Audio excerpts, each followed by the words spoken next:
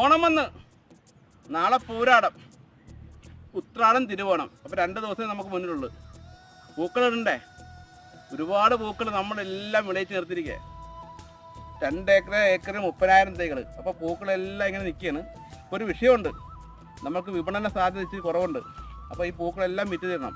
എല്ലാവരുടെ സഹായം വേണം. എല്ലാവരും ഒന്ന് സഹായിക്കണം. ഇതേ 300 രൂപയ്ക്ക് 3 ഇനം കളറ്. വാടാമുല്ല ഉണ്ട്, ബന്ദിയുടെ 2 കളറുണ്ട്, ഒരു കിറ്റ് നിറച്ചുണ്ട്.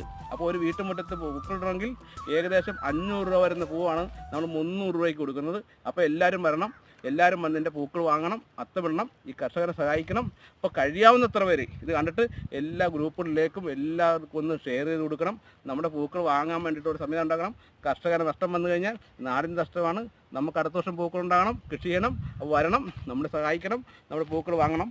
300 രൂപ കിറ്റ് അതുകൊണ്ടല്ല, ഇത് മതി നമുക്ക് ഈ ഓണം അടിച്ചു പൊളിക്കാൻ.